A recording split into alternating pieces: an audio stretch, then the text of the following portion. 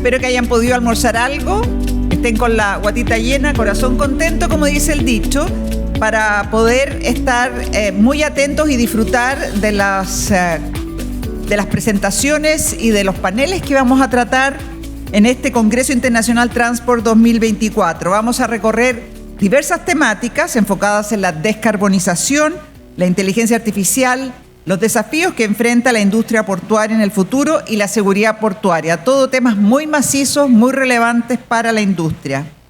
Vamos a comenzar con el capitán de corbeta, el señor Jorge de la Fuente, quien nos dará la charla magistral titulada Descarbonización marítima con mirada al Green Voyages 2050. Muy bien, lo recibimos con un gran aplauso.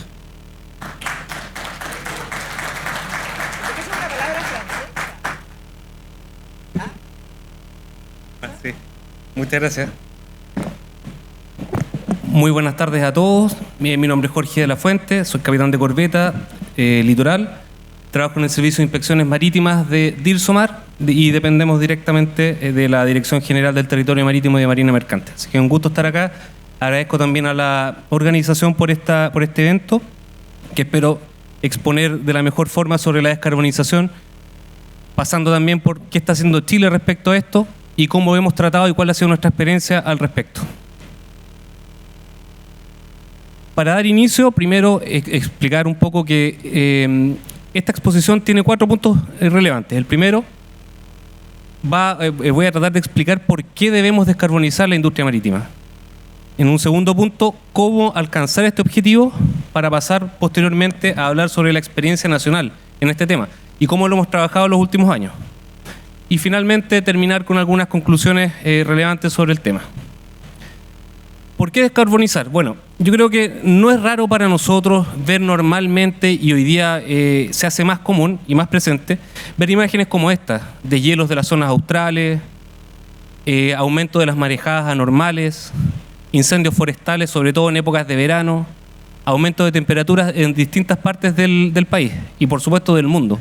Esto cada día se hace más recurrente y tiene un factor que es crucial y es el cambio climático y también el aumento de las temperaturas en el mundo.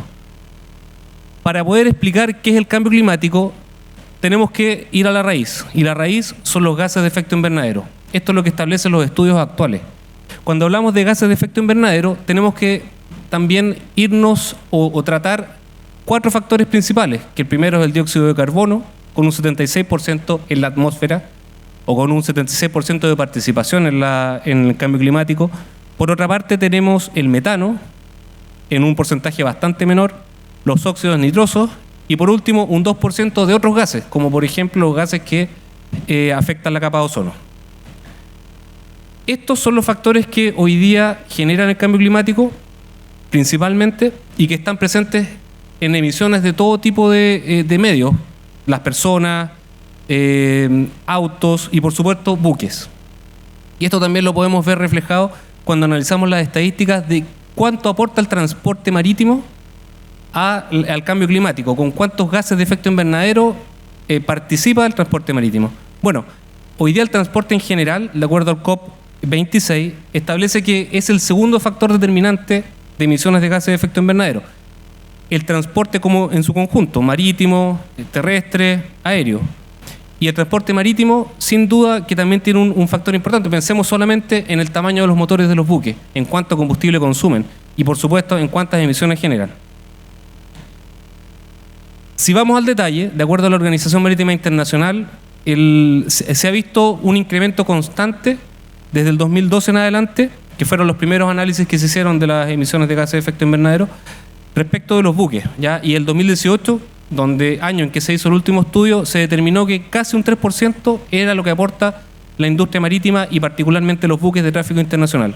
Uno podría decir 3% del total mundial, tal vez no es mucho, pero la verdad que es bastante. Si uno lo lleva a los números y cuánto es el total del volumen de gases de efecto invernadero, es bastante. Por lo tanto, es un tema que se debe tratar. Cuando analizamos ahora por tipo de buque, vemos que hay 3 buques que llevan la delantera en esto, en las emisiones. Los primeros son los buques tanques, petroleros y quimiqueros, pero sin duda que los petroleros en mayor medida, buques graneleros o de carga general y también los portacontenedores. El portacontenedor tiene una característica bien importante porque es un buque que navega muy rápido en comparación con un granelero, por ejemplo. O sea, hablamos de un granelero que navega normalmente a 12 nudos, mientras que el portacontenedores navega cercano a los 20 nudos. Por lo tanto, la proporción de emisiones que emite es bastante superior al resto. Pero ¿qué pasa en la industria nacional? ¿Qué pasa con los buques nacionales? Bueno, de acuerdo a los boletines estadísticos marítimos que emite Directemar anualmente, pero básicamente el del año 2023, nosotros tenemos 472 buques que están reconocidos y matriculados como naves mayores. Por lo tanto, si tomamos 3 muestras solamente, un ferry, un wellboat son estos buques que transportan peces vivos en el sur de Chile, en salmonicultura particularmente, y además un portacontenedores, y analizamos lo mismo que hace la OMI. La OMI nos dice, clasifique el buque de acuerdo a sus emisiones y déle una letra. Es muy similar a lo que hacen los electrodomésticos, o lo que se hace con los electrodomésticos. Siendo A la letra positiva y la E la letra negativa, la peor. Ya bueno, si analizamos con estos datos, estos 3 tipos de buques, obtenemos los siguientes resultados. En el caso del ferry obtenemos una letra D. Este cálculo se hace en función de la intensidad de carbono, es el cálculo de intensidad del carbono que se hace en función del consumo de combustible. Ya obtener una letra D significa que no vamos por un muy buen rumbo. Lo mismo pasa con los wellboats, obtenemos una letra E, que es la peor. Y un portacontenedores también una letra E. Entonces ya sabemos que algo hay que hacer. Tenemos que enfrentar este problema. Sumado a lo anterior, cuando la OMI nos dice qué va a pasar en el futuro con la descarbonización, nos entrega un gráfico, y este gráfico nos demuestra que si no hacemos nada, en la condición business as usual, que es la línea punteada negra, hay una clara tendencia a aumentar las emisiones de gases de efecto invernadero. Sin embargo, nos dice, si ustedes a las compañías, implementan medidas de eficiencia, por ejemplo, que es la franja azul, ya se ve una reducción clara. Y además, si implementan medidas operacionales de eficiencia, esto sigue disminuyendo. Incluso se podría revertir si se implementan medidas de innovación o también de combustibles cero emisión. Por lo tanto, lo que nos dice la OMI hoy día, o lo que nos dice la comunidad marítima internacional, es hay que hacer algo. Y existen los medios para hacerlo. Por lo tanto, ahora pasamos al segundo punto, que es el cómo. Las Naciones Unidas, a través de distintos foros, como por ejemplo el COP25, el Protocolo de Kioto, determinó objetivos de desarrollo sostenible. Son 17 y varios de ellos hablan del cambio climático y de medidas de mitigación. Por otra parte, la OMI, como una institución dependiente de la ONU, especializada en el ámbito marítimo, hizo propio estos 17 objetivos de desarrollo sostenible e incluyó 2 en su estrategia de reducción de emisiones de gases de efecto invernadero, que son el 7 y el 13, que hablan particularmente de eficiencia energética y de cambio climático. Y ellos desarrollaron en el 2018 una estrategia para enfrentar esto con miras a llegar a la carbono neutralidad al 2050. Ahora, esta estrategia fue revisada en 2023 y se determinó finalmente 3 objetivos principales. El primero es la carbono neutralidad, o sea, alcanzar la carbono neutralidad para el 2050.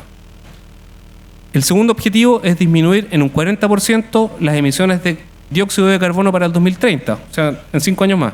Y por último, hacer una evaluación de medidas de mercado. Cuando hablamos de medidas de mercado, que lo vamos a ver un poco más en detalle, hablamos de impuestos, o sea, establecer cuál es el impacto de la implementación de impuestos sobre el transporte marítimo, que es el tema hoy día, el trending topic de la OMI. O sea, esto es lo que se está discutiendo. Y para esto, para alcanzar esta estrategia y cumplir estas ambiciones, se determinaron medidas de corto, mediano y largo plazo. Las medidas de corto plazo fueron implementadas en el 2023 y se basan en una estrategia combinada. Esta estrategia combinada toma como brazo de acción el Convenio Internacional de Prevención de la Contaminación Proveniente de Buques, específicamente el anexo 6, que habla de contaminación atmosférica, o conocido también como MARPOL, y que Chile tiene ratificado desde hace bastantes años. Y esta estrategia incluye medidas técnicas y medidas operacionales. Ya, las medidas técnicas tienen que ver con cómo yo construyo el buque, por ejemplo, y las operacionales tienen que ver cómo opero el buque. ¿Ya? Por lo tanto, cuando hablamos de medidas técnicas, hablamos también de eficiencia energética. Hablamos de medidas para el diseño del buque que podrían alcanzar incluso un 5% de reducción de emisiones. Hablamos de dispositivos post-combustión, como por ejemplo sistemas catalizadores que puedan absorber el CO2 u otro contaminante. Hablamos de dispositivos propulsores, hélices más eficientes, sistemas de tobera, etcétera. Hablamos de energías renovables, energía nuclear, que hoy día está bastante desarrollada en cuanto a estudios. Hablamos también de otros tipos de combustibles como el hidrógeno. Y el hidrógeno toma un punto muy relevante cuando nos acercamos a las políticas nacionales respecto de la producción de este combustible. Aquí tenemos algunos ejemplos. Existen miles de ejemplos, pero claramente la eficiencia de la hélice es algo que se puede ver y que es tangible. El costo, por supuesto, es otra cosa, pero claramente con una hélice mucho más eficiente, por una parte reducimos las emisiones, mejoramos la eficiencia del buque y además disminuimos los ruidos, que también se está discutiendo hoy día en la OMI. Cuando hablamos de medidas operacionales, que es el segundo elemento de la estrategia combinada, hablamos de la operación del buque, hablamos de un índice de intensidad del carbono que tiene directa relación con cómo yo opero el buque.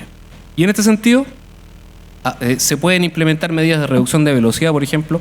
La reducción de velocidad hoy día, de acuerdo a los estudios, es la medida más eficiente para reducir las emisiones. Y es porque claramente si yo reduzco la velocidad, consumo menos combustible. Si consumo menos combustible, emito menos. Es básicamente eso. Tenemos medidas de optimización de trimado, llegar justo a tiempo al puerto, a través de reducción de velocidad, etcétera. Bueno, como pueden ver, hay una serie de medidas que en conjunto van a permitir que el buque sea más verde, menos contaminante y alcanzar la descarbonización. Y en esa línea es la que trabaja la OMI y por supuesto nosotros como Estado miembro de la OMI también estamos participando. El segundo grupo de medidas, que tiene que ver con las medidas de mediano plazo, debieran ser aplicadas para el 2030 o antes del 2030. Hoy día se habla del 2027. Y como les comentaba, la estrategia indica que las medidas de mediano plazo son las medidas de mercado. ¿Estas medidas de mercado cuáles son? Primero, hay un elemento técnico que se basa en un estándar de combustible, de reducción de combustible, y lo que busca este estándar es ir reduciendo gradualmente, de aquí al 2030 o de aquí al 2050, las emisiones de los buques. Por ejemplo, un buque se determina que tiene que reducir un 5% anual de aquí al 2030 las emisiones. Un buque que no cumple va a tener que pagar un extra por el porcentaje que no alcanzó o que no logró cumplir. Y además hay un elemento económico que tiene tres alternativas. Un mecanismo de flexibilidad para este estándar que buscaría a lo mejor que no lo haga solamente un buque, sino que se haga esta medida en un grupo de buques. A lo mejor en una compañía que tiene 10 buques se puede trabajar como un pool de buques. Por otra parte está la propuesta de un impuesto, que es un impuesto básicamente al combustible, y una tasa de reducción que es similar a un impuesto. La diferencia es que el valor que tendría se calcula en función de lo que se quiere alcanzar. O sea, esto va de la mano con un fondo internacional que busque reunir fondos, valga la redundancia, para aportar a los países que tienen menos desarrollo, que necesitan más tecnología y diversas cosas. Entonces se calcularía en función de cuánto se necesita recaudar para ese fondo. Esto es lo que está en la discusión hoy día, ese tema, los impuestos. En cuanto a las medidas de largo plazo, estas debían ser implementadas en 2030 y van de la mano con los combustibles cero emisión.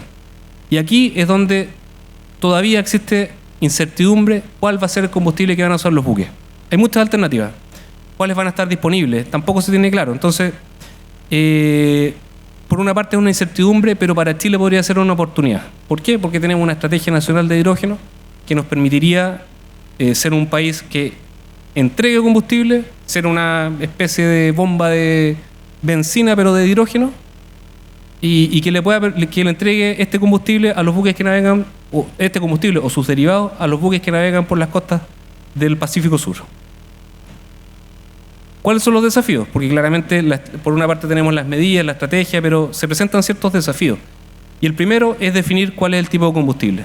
¿Va a ser uno? ¿Van a ser varios? Las compañías tienen que determinar con cuál van a navegar, bueno, etcétera. La disponibilidad. ¿Va a haber en todos los puertos, en algunas zonas, por región? Tampoco está claro. ¿Cuáles van a ser las medidas técnicas de construcción de buques? Hoy día hay algunos combustibles como el amoníaco que tienen factores de seguridad que deben ser analizados. Y ahí esto hoy día, si bien existen algunas normativas, pero no está tan bien desarrollado como pasa con combustibles fósiles.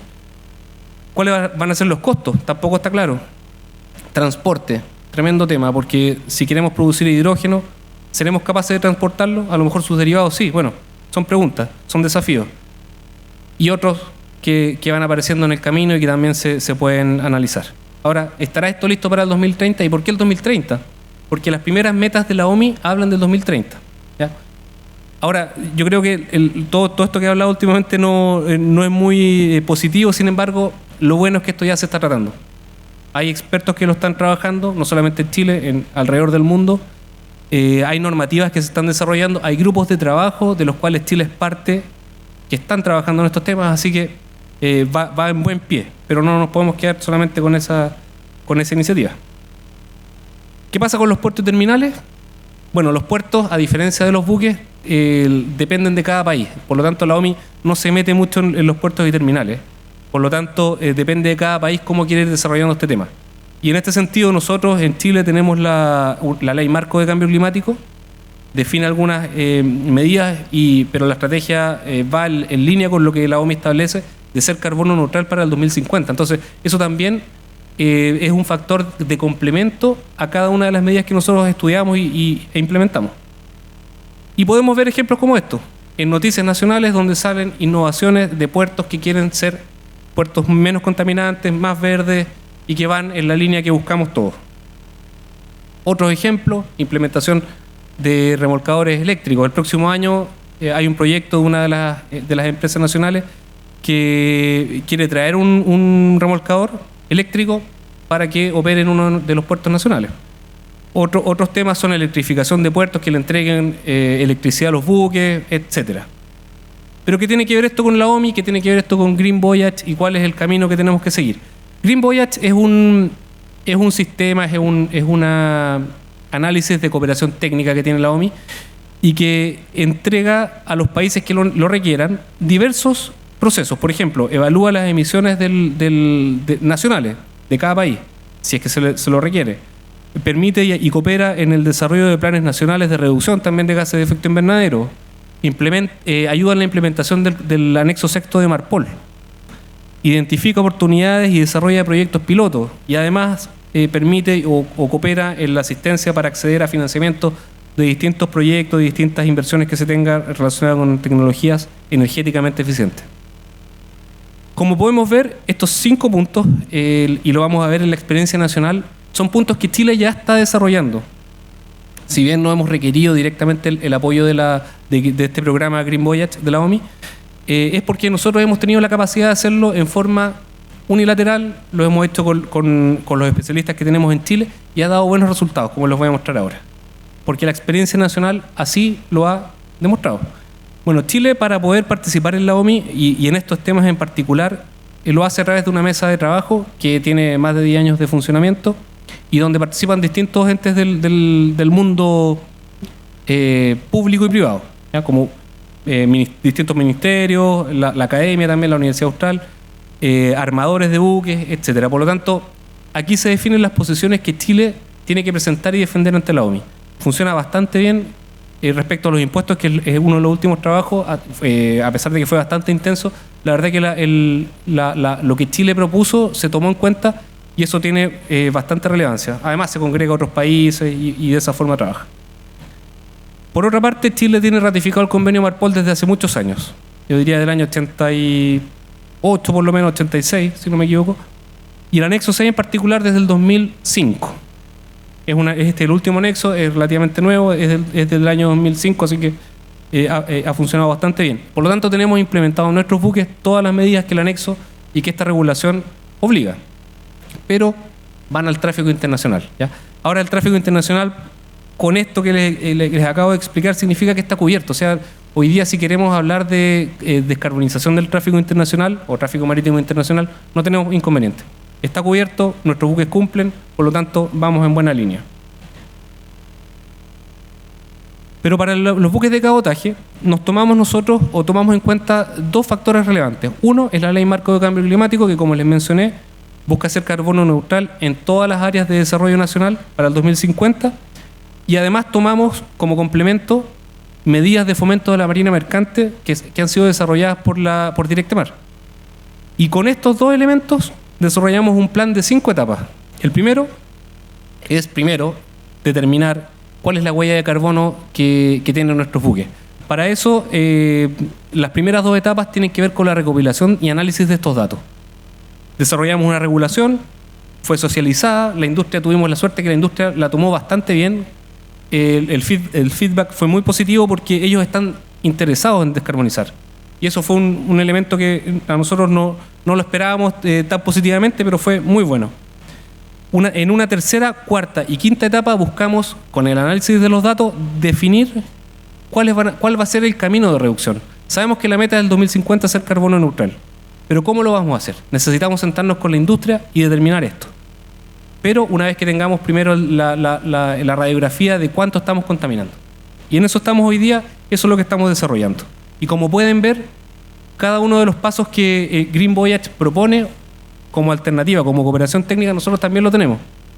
Es tanto así que hemos participado en cooperación técnica con países como Panamá, donde hemos desarrollado, demostrado nuestras capacidades en la implementación del anexo sexto de Marpol a Panamá. Panamá es la segunda bandera del mundo hoy día. Estamos hablando de más de 8.000 buques, 15% del archivo mundial. Por lo tanto, que vaya a Chile a representar de qué forma lo está haciendo no es algo negativo, al contrario. Y finalmente, para terminar, quisiera mencionar que primero, hoy día el desafío que produce y que genera enfrentar el cambio climático es algo grande, no es menor. Hay impactos e incertidumbres que deben ser analizadas, desarrolladas, mitigadas, etcétera, en distintos ámbitos económicos, sociales y ambientales. Por otra parte, en el concierto internacional, la discusión se centra hoy día en las medidas de mercado, en los impuestos. Eso es lo que hoy día no se ha decidido, pero se está trabajando bastante para alcanzar un consenso internacional en este tema. Generar políticas de descarbonización de cualquier índole nos ha demostrado que requiere la socialización, o sea, requiere el trabajo público y privado. Esto no se puede hacer unilateral. ¿Y por qué? Porque el feedback que uno obtiene y también el análisis que obtiene de la industria es fundamental y nos permite llegar a conclusiones bastante buenas y mejorar, por supuesto, las normas. Y finalmente, como les mencioné, el trabajo realizado por nuestro país está en línea con el propósito de alcanzar la descarbonización para el 2050 a través de la estrategia que Green Voyage 2050 o 2050 propone. Muchas gracias.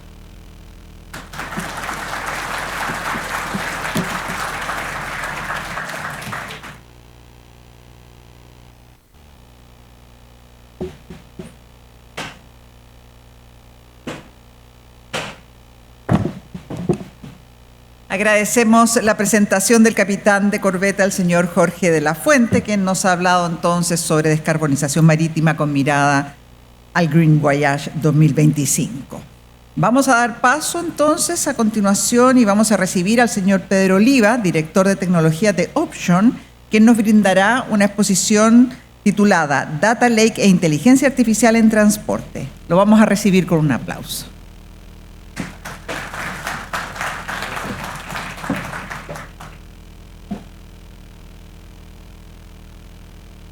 Hola, ¿qué tal? ¿Cómo están? Buenas tardes a todos. Muchas gracias por la invitación. Bueno, se me pidió, ¿cierto?, brevemente poder hablar un poquitito acerca del mundo de los datos y la analítica avanzada en las distintas industrias en las que hoy día trabajamos, ¿cierto? Mi nombre es Pedro Oliva, soy Chief Technology Officer de Option, una consultora de tecnología con más de 16 años de existencia, ¿cierto? Somos empresa chilena. ¿Por qué estoy aquí? Bueno, primero porque somos también aliados y partner tecnológico de los organizadores, ¿cierto? GL Events. Así que muchas gracias también por la invitación. Y bueno, como consultora tecnológica, hoy día nuestro nuestro foco y todo el esfuerzo que hemos hecho durante los últimos años ha estado orientado en tener un equipo talentoso, ¿cierto?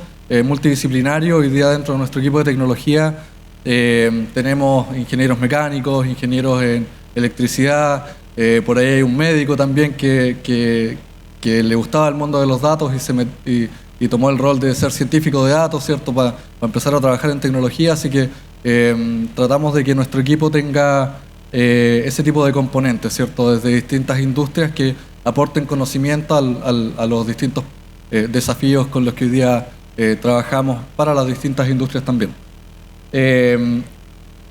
Nos especializamos en 8 industrias, siendo una de ellas, ¿cierto?, la industria del transporte y la logística, de la cual les vengo a comentar brevemente, ¿cierto?, algunas cosas que hacemos.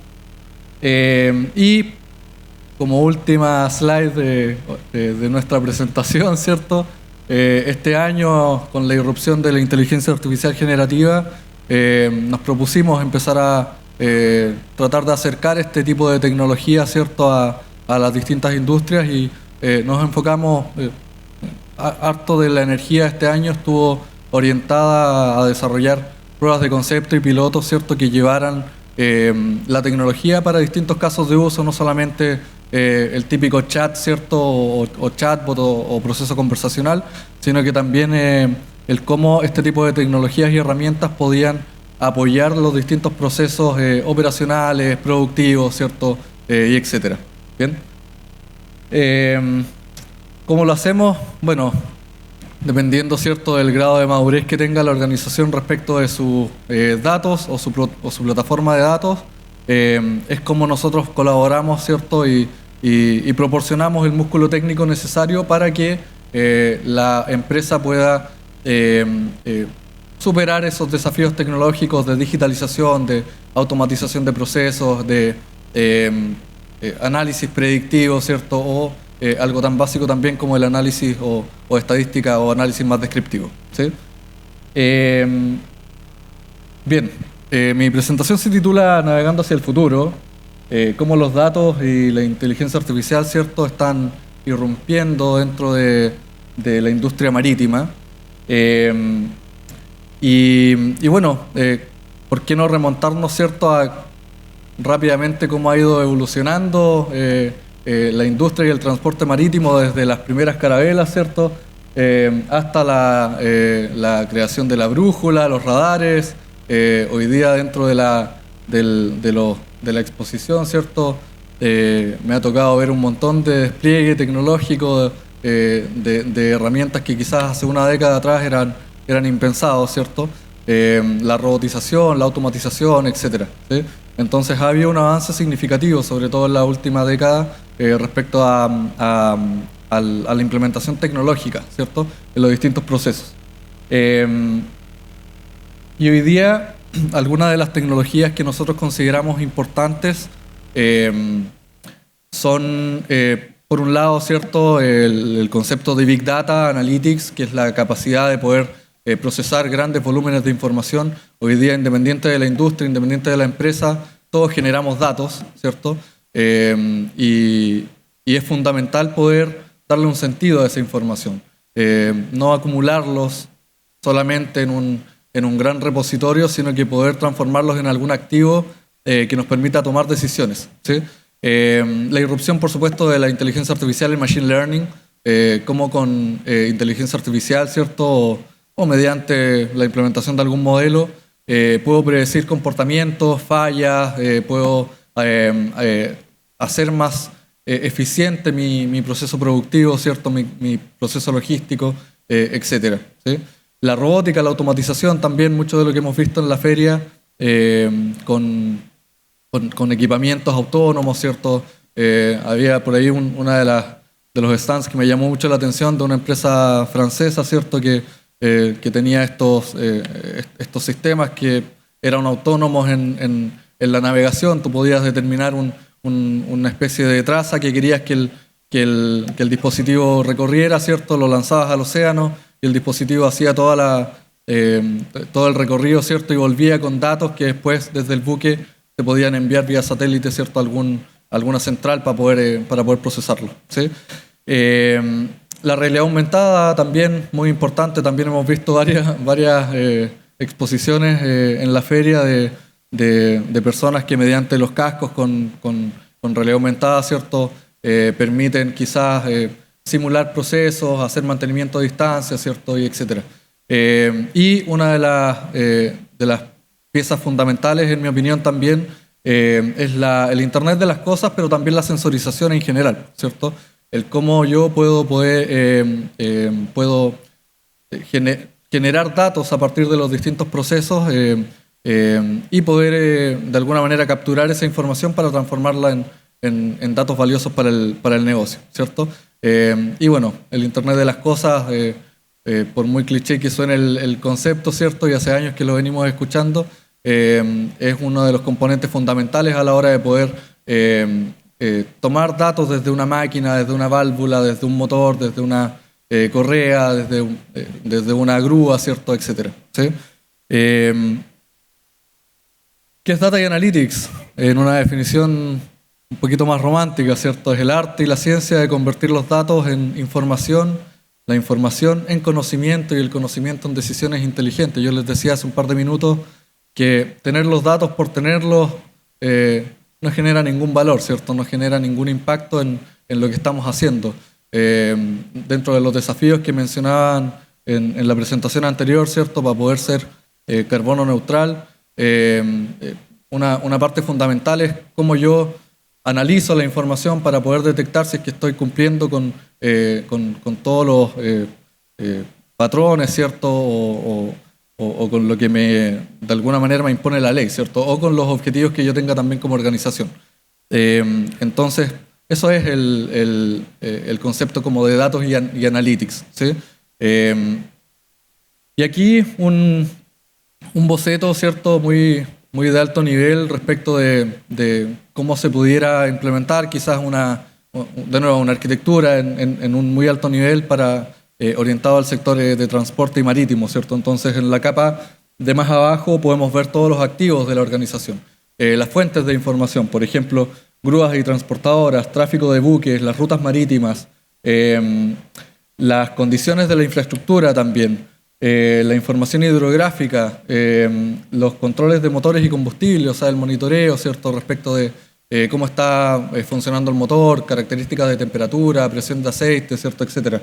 Las operaciones también de carga y descarga, ¿cierto?, son algunos de los activos de datos que hoy día pudieran estar presentes dentro de algunos de los procesos orientados al transporte marítimo, ¿cierto?, y a la cadena de transporte marítimo.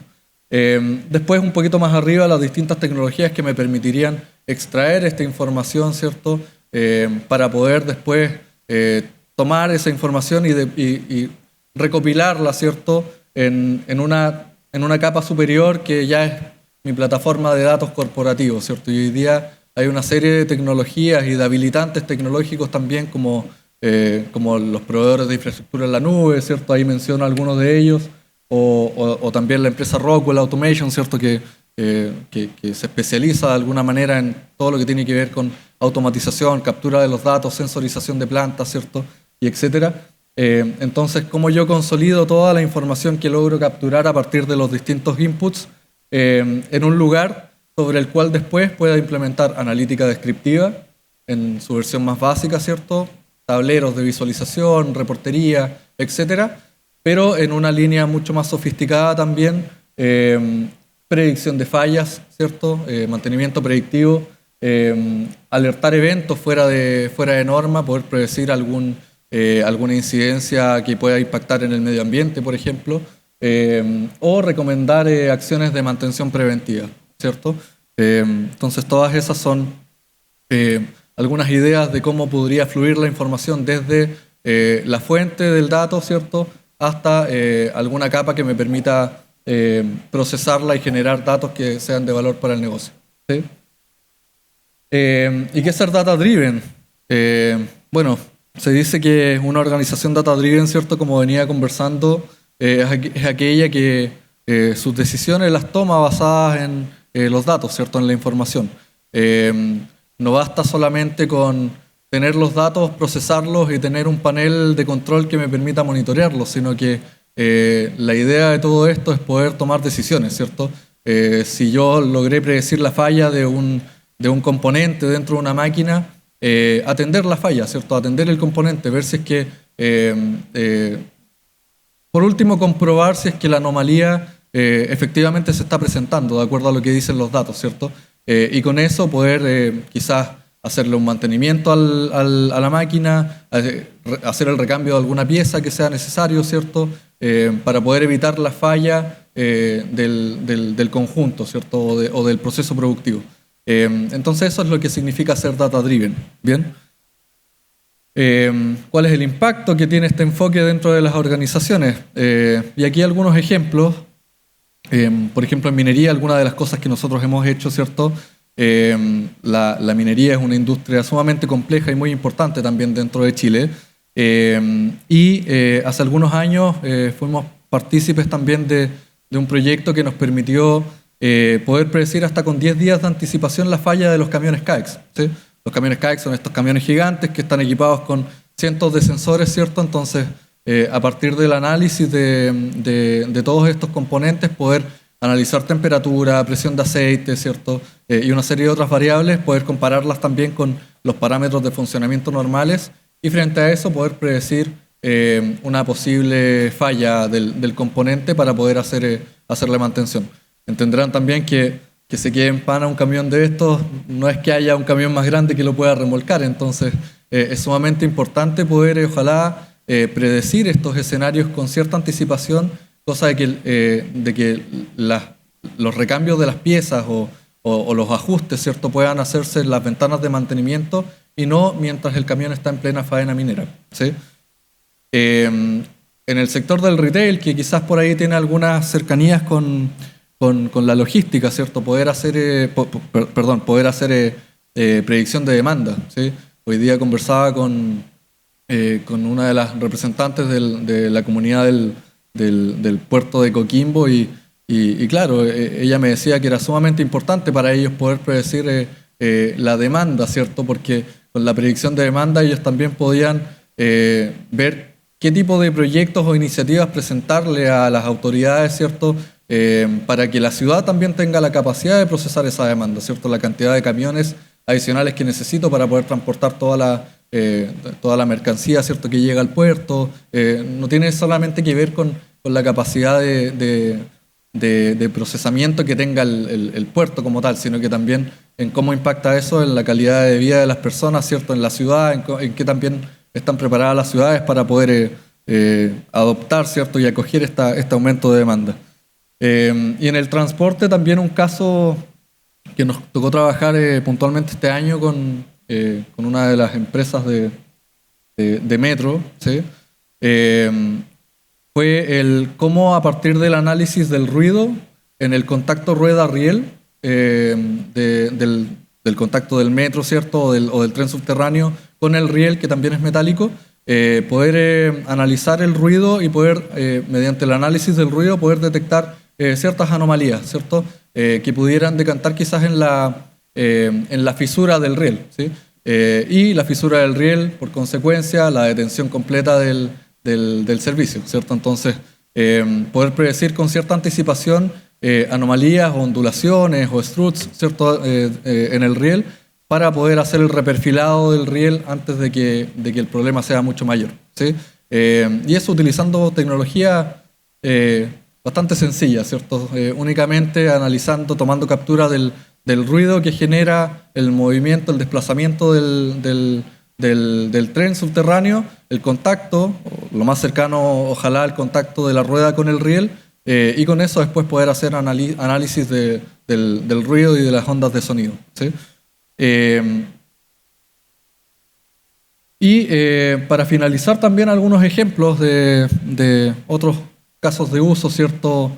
O áreas que pudieran ser abordadas mediante este tipo de proyectos y tecnologías, por ejemplo en la línea de energías renovables, poder adoptar fuentes de energía limpias, ¿cierto? Para poder reducir la huella de carbono, la gestión de residuos también, muy importante dentro de los procesos productivos, también en la minería, se habla mucho de la gestión de residuos, La visión artificial también, el uso de cámaras para poder, o computer vision también para poder automatizar ciertas labores dentro de la faena, ¿cierto? Predicción de demanda, un caso que ya les comentaba, ¿cierto? Poder anticiparnos a variabilidad de la demanda frente a distintos casos, ¿cierto? Optimización de rutas también, súper importante, sobre todo si estamos hablando de sostenibilidad, ¿cierto?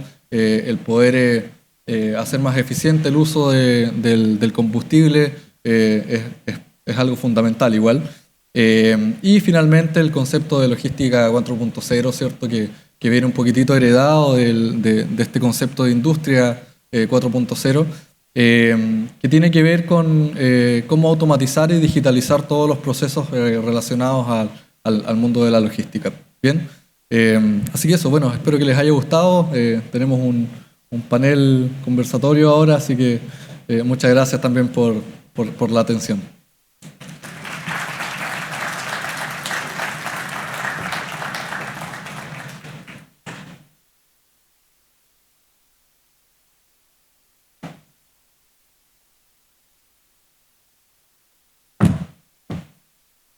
Bueno, muchísimas gracias a Pedro Oliva, que, como bien ha dicho, su presentación da paso al siguiente panel, que va a ser moderado por Romina Morales. Lleva por nombre Desafíos portuarios del futuro, estrategias para la Agenda 2040. Invitamos a este escenario a Romina Morales, quien va a introducir a su vez a los integrantes de este panel. Romina, te recibimos con un aplauso.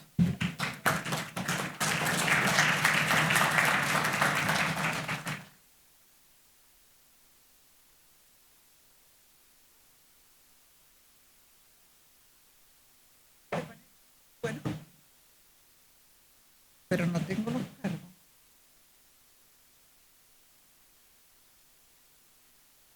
¿Tú tienes los cargos? Ya, voy a pedirle que suban al escenario Alexis Rodríguez, al señor Ramón Castañeda, al señor Ernesto Pibonca, al señor Franco Gandolfo, al señor Pedro Oliva y al señor Jordag, o Jordag, no sé, me puede corregir, Zuleta, al señor Alejandro Merello y a la señora, bueno, Romina Morales. En la presentación de cada uno dirán sus cargos, yo no los tengo anotados aquí en este libreto. Adelante.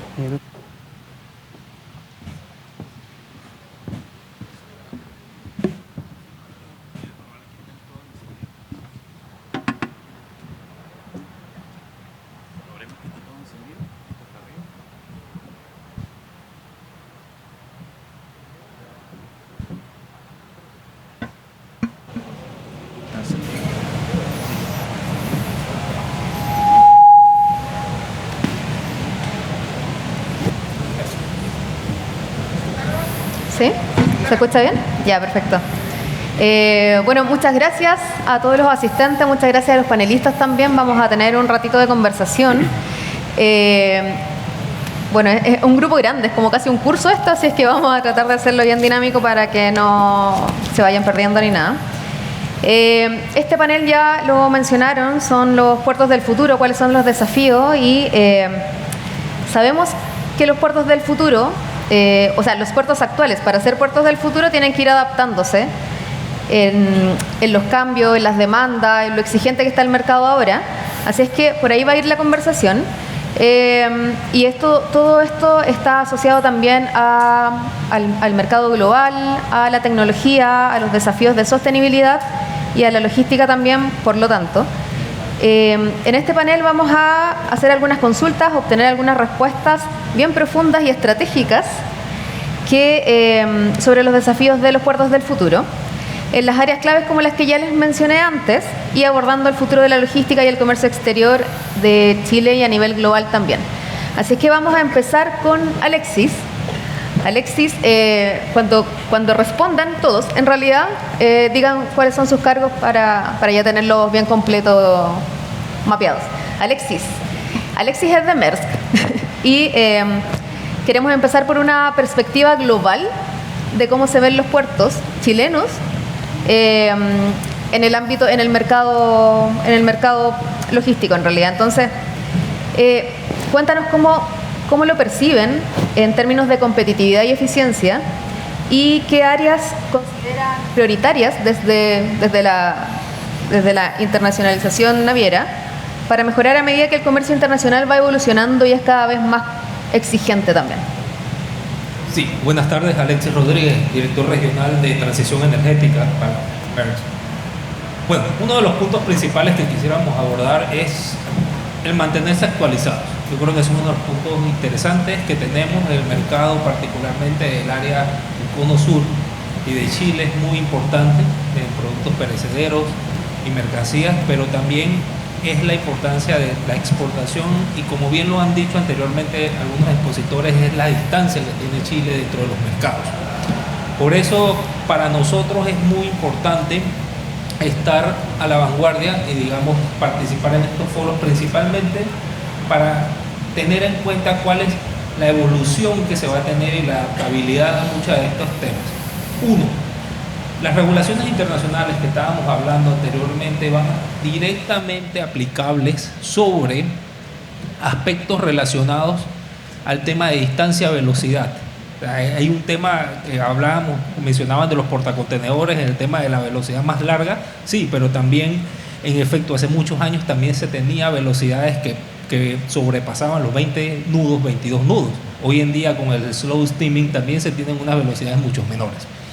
Segundo, el tema de la innovación y la tecnología es muy fundamental. Mercados internacionales justamente piden una mayor trazabilidad en lo que es materia de seguridad, no solamente del tema de información, sino también el control de las cargas. Y tercero es el tema de los compromisos medioambientales que están a nivel global. Justamente esto va a ser uno de los puntos, una de las preocupaciones mayormente que existe a nivel global, como bien lo dicen, es que el sector portuario, no es que la OMI no quiera o no tiene alguna relación directa, es que la OMI no tiene competencia, o la Organización Marítima Internacional no tiene competencia sobre los puertos. Entonces vamos a ver un proceso de evolución directa y muy rápidamente por parte del sector marítimo en los próximos años a nivel increíble, y el sector portuario que va a tener una adaptabilidad muy nacional, como bien se dijo. Entonces esa combinación va a ser muy importante para no quedarse desactualizado. Es como, por ejemplo, se está a la vanguardia de nuevas tecnologías, de nuevos combustibles, de tener la infraestructura necesaria para abastecer y atraer ese tipo de servicios del network a nivel global de diferentes navieras que van a tener una política energética o de transición totalmente diferente, alineada con un mismo objetivo. Entonces quizás eso es un poco el mensaje de lo que está pasando a nivel global. Vemos puertos a nivel global que tienen una gama de servicios diversificados en materia de transición energética, lo cual nos pone una presión a nivel regional para adaptarnos y poder tener ese tipo de servicios que no son tradicionales, que necesitan una inversión, que necesitan una mayor visión y, sobre todo, y con esto culmino, el tema de la preparación y capacitación del personal. Estamos hablando de temas que van a requerir crear nuevas capacidades y actualizar a todo el personal que justamente hoy en día tenemos a nivel local, que van a necesitar esa adaptabilidad en el futuro. Súper, entonces podemos ir respondiendo quizás a estos puntos de los que tú has mencionado, que tienes como la visión un poquito más global. Y hay uno de los desafíos bien importantes, está súper en boga de todos, de hecho vimos la presentación recién, que es respecto de la tecnología. Hay un desafío importante de la tecnología, los puertos en cómo se van adaptando también. Y esto también asociado a la optimización que puede llevar la tecnología a las operaciones portuarias, ¿verdad? Entonces, respecto a esto, Franco, de Puerto Valparaíso, que están bien avanzados también en esto, ¿cuáles son las principales innovaciones tecnológicas que se están adoptando en el Puerto de Valparaíso para aumentar la eficiencia, la competitividad y en este contexto que es como de creciente demanda y de evolución? ¿Cuáles han sido estos resultados? Porque sabemos que ya llevan mucho tiempo con la implementación de tecnología. ¿Y cuáles serían como los siguientes desafíos para las otras etapas donde hay que incluir tecnologías de otro tipo? Buenas tardes. No.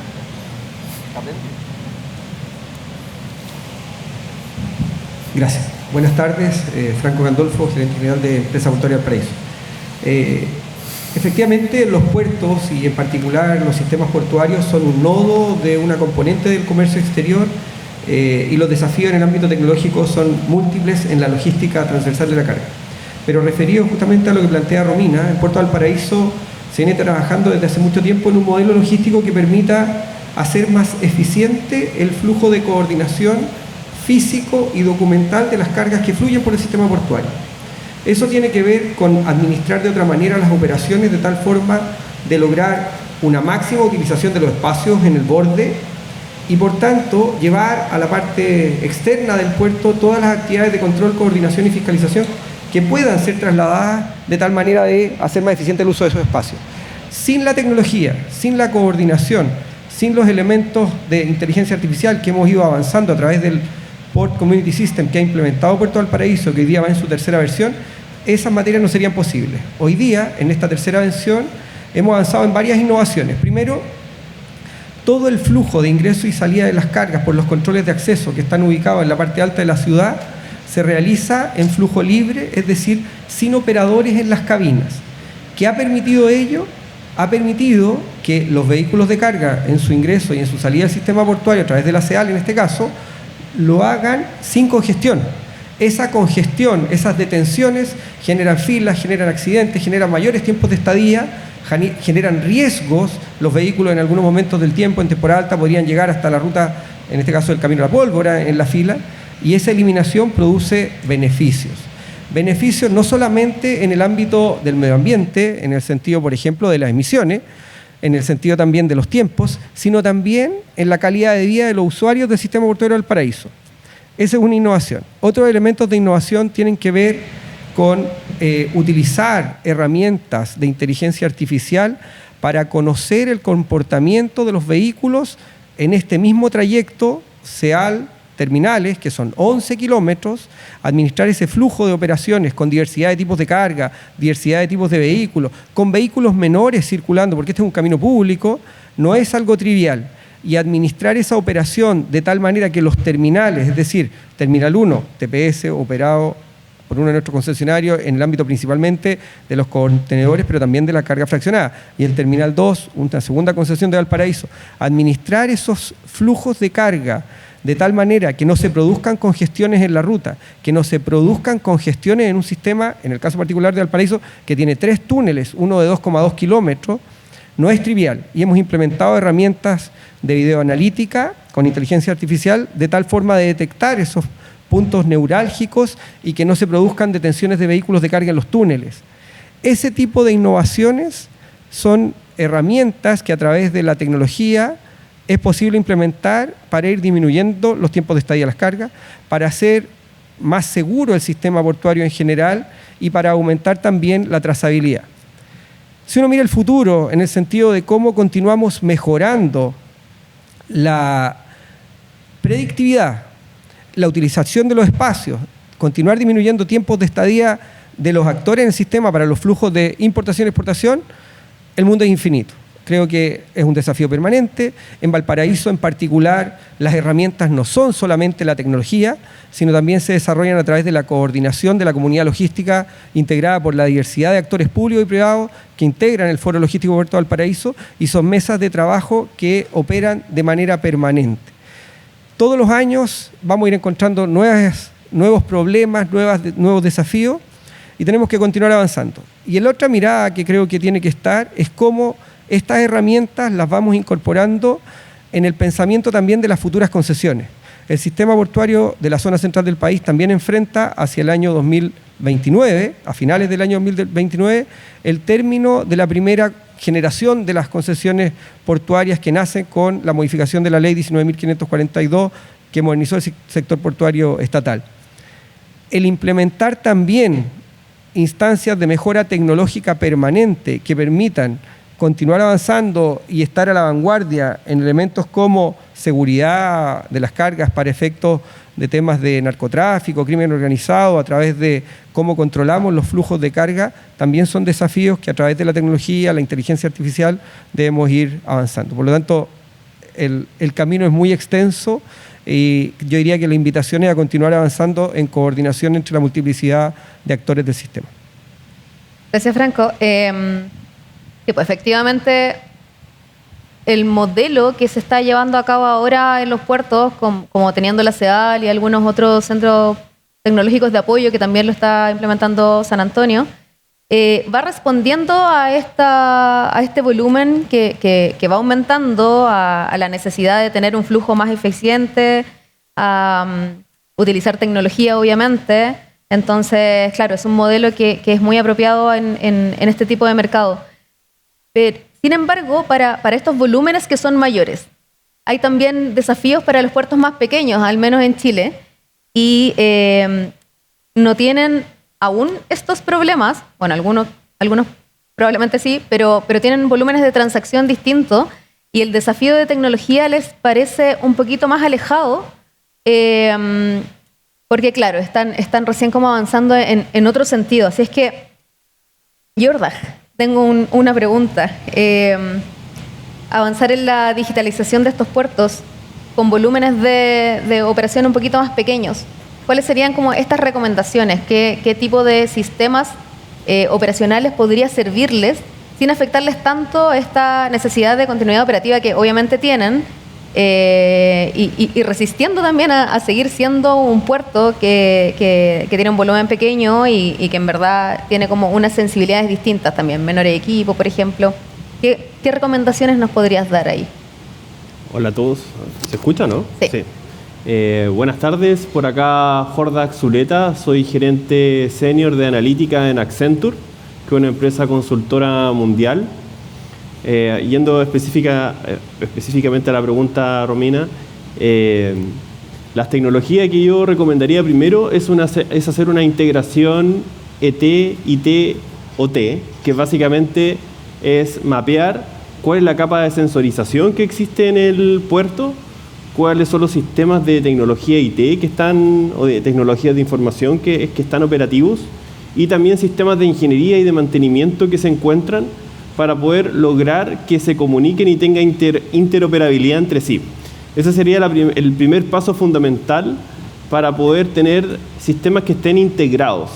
Hoy día el gran problema de las tecnologías es la sobrecarga cognitiva que se generan al tener distintos tipos de recomendadores o distintos tipos de decisiones que están en silos de información, y básicamente eso impide poder tener de repente funciones objetivo o resultados que estén alineados sin generar óptimos que básicamente apuntan a ser óptimos locales, no óptimos globales en términos de la eficiencia del puerto.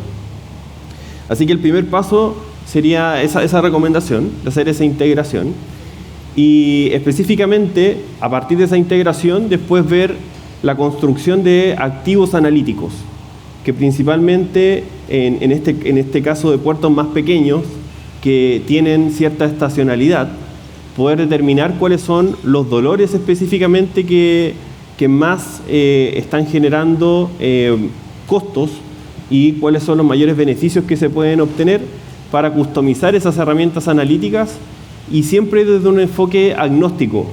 La principal recomendación es que no se casen con un solo proveedor. Creo que aquí es importante que distintos proveedores puedan interactuar. Eso posibilita también que estos puertos que son más pequeños puedan tomar decisiones con mejor costo-efectividad, en términos de no estar amarrados y quedar con un costo enorme por soporte y mantenimiento de estas soluciones.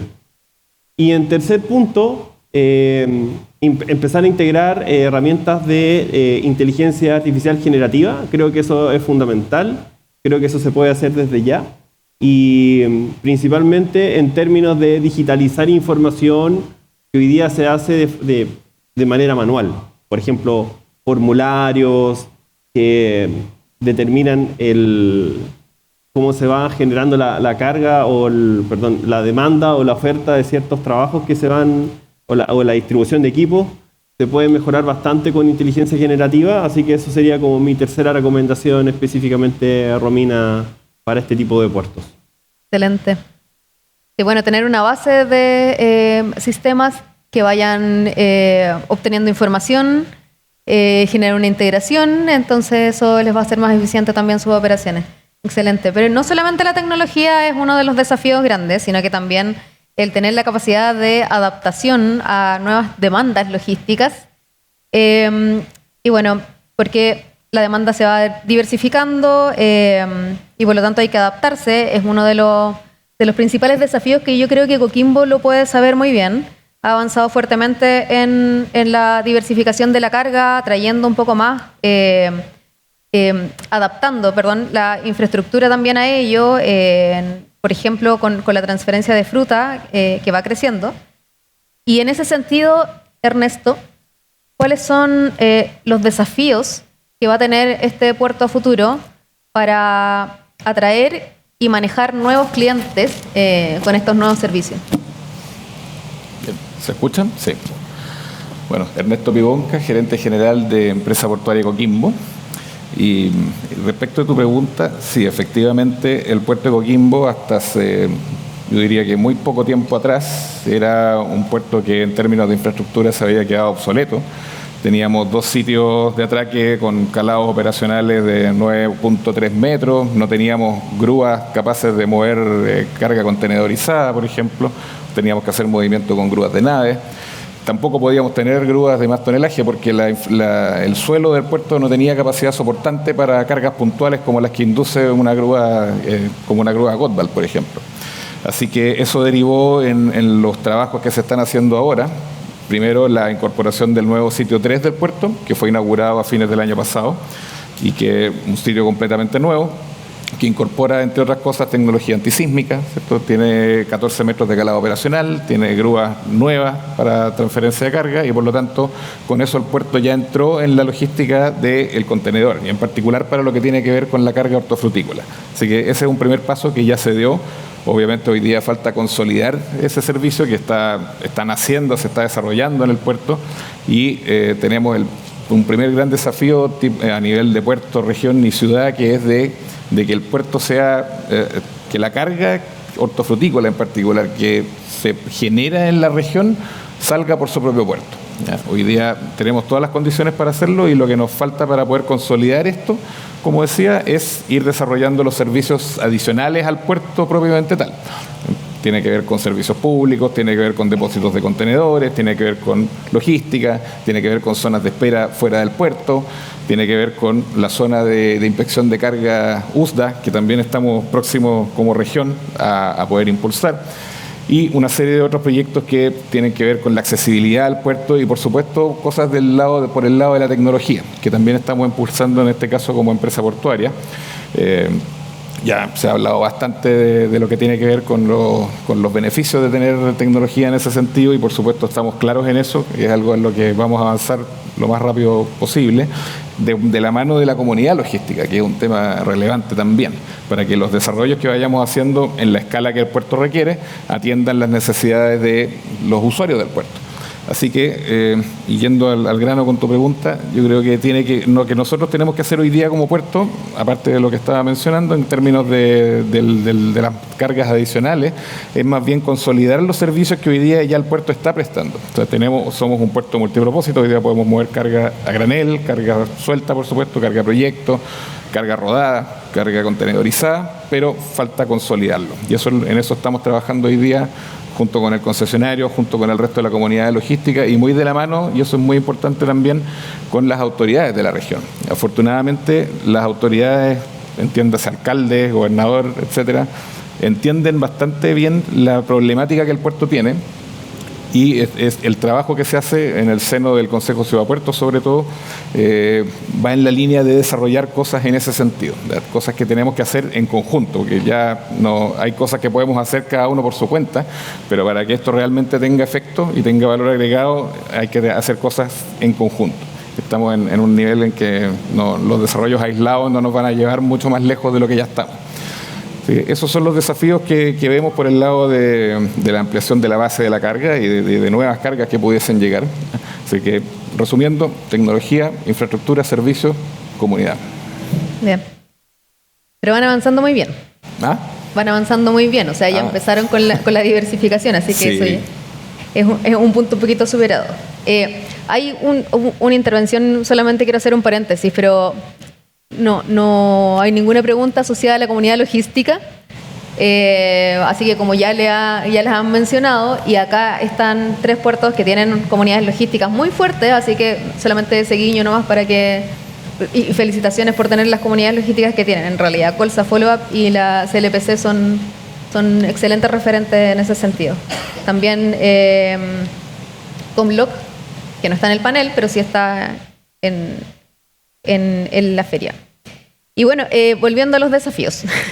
En el mismo sentido de tener capacidad de adaptación a nuevas demandas, nuevas exigencias, el puerto de San Antonio tiene una expansión que bueno, conocemos muy bien, de hecho en el stand también lo están mostrando, y en ese sentido la intermodalidad es clave para que esto sea exitoso, para que sea eficiente, y entonces la consulta es, Ramón, para ti, ¿cómo está el puerto de San Antonio integrando las distintas modalidades del transporte para mejorar la conectividad, reducir los tiempos en tránsito, eficientar el transporte futuro que se está determinando pasar por ahí?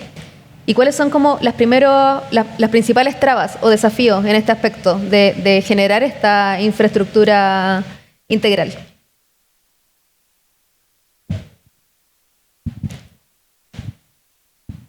¿Aló? Bien, gracias, Romina. Bueno, ya lo dijiste, Ramón Castañeda de Puerto San Antonio, así que no hay más que comentar ahí. Sobre la intermodalidad, yo creo que, aprovechándome del hecho que ya se han expresado otras personas en el panel y las temáticas que se han visto también en la mañana, yo creo que es una intervención que tiene una característica bien importante a destacar, y es el hecho de que abarca al mismo tiempo, o puede abarcar al mismo tiempo, los desafíos climáticos de los que estábamos hablando hace un rato, ¿cierto? Los desafíos de transición energética y también los propios desafíos logísticos, ¿no? Y quiero agregar uno que es muy importante para nosotros, que también es el impacto en la comunidad, en la ciudad, en este caso. Al aumentar la proporción de carga que se mueve por tren, logramos beneficios en todos esos ámbitos. Logramos disminuir, ¿cierto?, los impactos viales de la circulación de camiones por la ciudad, logramos disminuir las emisiones de CO2, ¿cierto?, y por lo tanto disminuir el impacto climático, y por supuesto mejoramos también la eficiencia. Por esa razón, este año un paso muy importante que se dio en San Antonio fue los acuerdos necesarios para avanzar con el terminal intermodal Barrancas, que nos va a permitir multiplicar por hasta 5 veces los niveles de carga que estaban transitando por vía ferroviaria actualmente, que son porcentualmente pequeños, ¿no? Estamos en niveles del 3%, probablemente alrededor de eso, y vamos a poder pasar de 50.000 hasta en un futuro casi 250.000 boxes por año por vía férrea, con una intervención en lo que hoy día se conoce como Patio Barranca y que se va a llamar terminal intermodal, y que a su vez también quiero destacar que no es una acción limitada de la empresa portuaria de San Antonio, sino que es una colaboración público-privada también con la empresa de ferrocarriles del Estado, que es la empresa que va a hacer la inversión fundamental y principal, es una intervención de mejora de las vías que va a permitir trenes de mayor largo, ¿cierto? Y por lo tanto que van a transportar más carga, y con la participación también de DP World, que es el terminal, el operador del terminal donde se ubica este actual Patio Barranca. Es una intervención que esperamos que se desarrolle físicamente, digamos, el proyecto a lo largo del próximo año y esté operativa en el 2026. Y luego, tal como tú dijiste, tenemos la otra mirada también de más largo plazo, que es a través de Puerto Exterior, donde también con un proyecto, una iniciativa que está desarrollando la empresa de ferrocarriles y que es complementaria al proyecto de Puerto Exterior, vamos a poder en el largo plazo aspirar a tener casi un 40% de la carga que se va a movilizar por ese puerto, que se movilice también por vía férrea, con un proyecto mucho más grande, digamos, que el corredor ferroportuario, con una intervención también a la entrada de la región metropolitana. Y que tiene los mismos 3 beneficios, 4 beneficios que comentábamos antes, ¿no? De disminuir impactos viales, de disminuir emisiones de carbono y de aumentar la eficiencia. Excelente. Y bueno, estamos hablando de trenes. Alejandro, entonces, son muy necesarios, probablemente para tener esta intermodalidad, para generar un complemento en la eficiencia en realidad de las operaciones portuarias. Entonces, cuéntanos tú, que representas a EFE aquí, ¿cuáles son los mayores retos que tiene EFE para enfrentar estos nuevos desafíos, esta nueva implementación, el aumento de la carga que se necesita para los puertos? Bueno, buenas tardes, mi nombre es Alejandro Merelo, soy el subgerente de logística de EFE y efectivamente nosotros tenemos conectividad a los puertos en la red que nosotros poseemos, que es de La Calera hasta Puerto Montt. Sin embargo, como decía Ramón, la participación del ferrocarril a los puertos no es muy alta y tenemos un gran potencial. Y por lo tanto, para poder aumentar esa participación del ferrocarril, nosotros vemos desafíos en 2 ámbitos. El primero es la infraestructura y el segundo el modelo de negocio. Porque por más que tengamos infraestructura, no solo por eso se va a subir la carga del tren. Esto también tiene que generar un beneficio y tiene que ser un negocio para quienes desean transportar la carga en tren. Por lo tanto, desde el punto de vista de la infraestructura, nosotros hemos estado tratando de impulsar mejoras en nuestras vías que nos permitan hacer mucho más eficiente incluso el ferrocarril y captar la eficiencia que tiene el tren. El tren es mucho más eficiente en la combinación tonelada-kilómetro, es decir, o muevo muchas toneladas, mucho volumen, o largas distancias, ojalá las dos. Pero generalmente nuestros movimientos no se hacen en grandes distancias hacia los puertos. Por ejemplo, Santiago-San Antonio, Santiago-Valparaíso, o en la zona sur, desde las zonas productivas forestales hacia los puertos de la octava región. Por lo tanto, tenemos que aspirar a mover mucho volumen.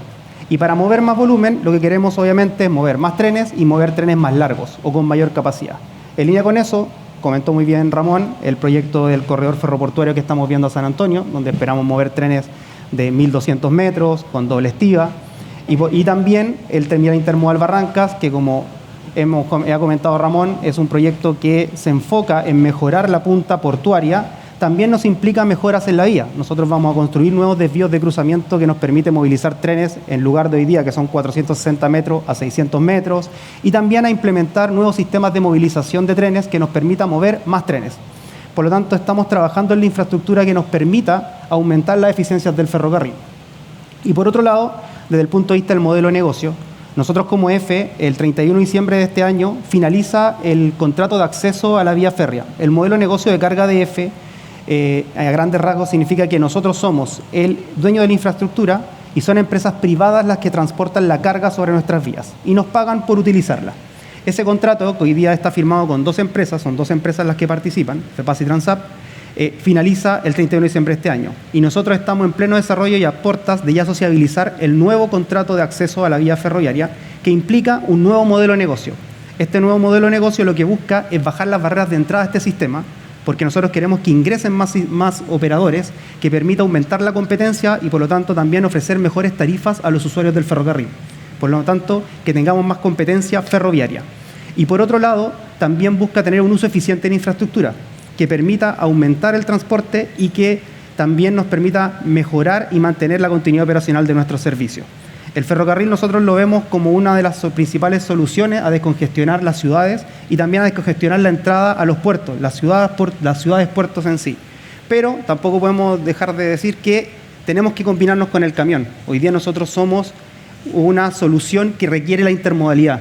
Por lo tanto, las puntas de nuestras vías también son fundamentales. Los centros intermodales, así como está el terminal Barranca, También en el proyecto del corredor ferroportuario estamos pensando en un gran centro intermodal en las cercanías de Santiago, y a lo largo de nuestra red estamos buscando zonas donde implementar estos centros intermodales, porque nosotros necesitamos buscar dentro de la cadena logística en qué punto el ferrocarril se hace eficiente y aprovechar también las eficiencias del camión. Nos necesitamos mutuamente, nosotros no podemos llegar a todos los lugares como sí puede llegar el camión. Por lo tanto, esos son los principales desafíos que nosotros visualizamos como ferrocarriles.